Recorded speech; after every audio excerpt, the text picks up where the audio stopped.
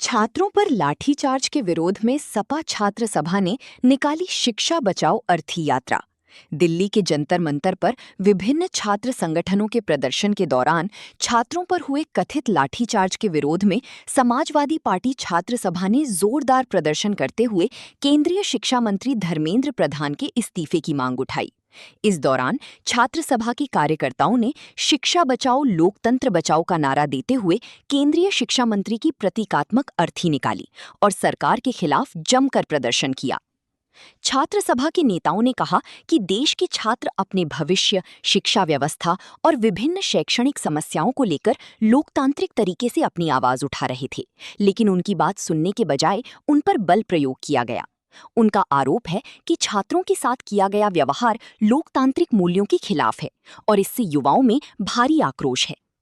प्रदर्शनकारियों ने कहा कि यदि छात्र अपनी समस्याओं को लेकर शांतिपूर्ण प्रदर्शन भी नहीं कर सकते तो ये लोकतांत्रिक अधिकारों पर सवाल खड़ा करता है।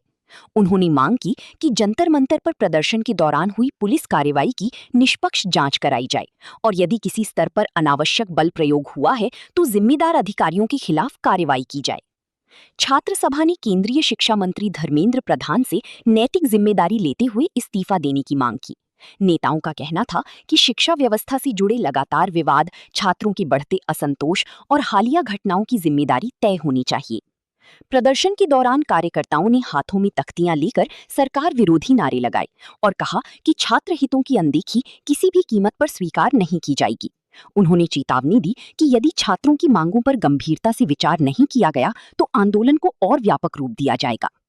तथ्यात्मक स्थिति: जंतर मंतर पर प्रदर्शन और पुलिस कार्रवाई को लेकर अलग अलग पक्षों की अलग अलग दावे सामने आए हैं। छात्र संगठनों ने पुलिस पर लाठीचार्ज का आरोप लगाया है, जबकि प्रशासन ने कई मामलों में कानून व्यवस्था बनाए रखने के लिए आवश्यक कार्रवाई किए जाने की बात कही है। घटना की परिस्थितियों को लेकर सार्वजनिक स्तर पर विभिन्न दावे और प्रतिक्रियाएं सामने आई हैं। समाजवादी पार्टी छात्र सभा ने कहा कि लोकतंत्र में छात्रों की आवाज को दबाने की बजाय उनकी समस्याओं का समाधान किया जाना चाहिए। संगठन ने मांग की कि शिक्षा व्यवस्था से जुड़े मुद्दों पर सरकार सभी छात्र संगठनों से संवाद स्थापित करे और भविष्य में ऐसी घटनाओं की पुनरावृत्ति न हो। जनपद मेरठ से सचनामा न्यूज के लिए संवाददाता दीपक वर्मा की रिपोर्ट।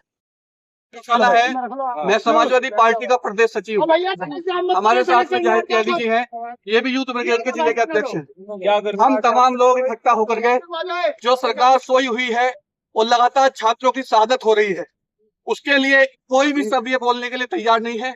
हम तमाम लोग इकट्ठा होकर के एक सांकेतिक चिता हमने धर्मेंद्र प्रधान की निकाली है, सब यात्रा निकाली है और हम ये कहना चाहते हैं कि जब तक धर्मेंद्र प्रधान इस्तीफा नहीं देंगे, जब तक छात्रों की आवाज हम लोग ऐसे उठाते रहेंगे और अपनी आवाज सदन से लेकर सड़क तक इस प्रकार लड़ते रहेंगे। जंतर मंतर भी जाएंगे। जंतर मंतर हम लोग लगातार जा रहे हैं, हमारी पार्टी के सीनियर लोग लगातार जा रहे हैं और हम भी जा रहे हैं। और जब तक ये लोग ये सरकार नहीं झुकेगी, जब तक छात्रों की शहादत पर ये लोग नहीं बोलेंगे, अपना पर ठोस कदम नहीं उठाएंगे, तब तक हम लोग इस प्रकार की लड़ाई लड़ते रहेंगे। क्या चिता दिखा के सांकेतिक करना चाहते हैं कि ये लोग मर चुके हैं।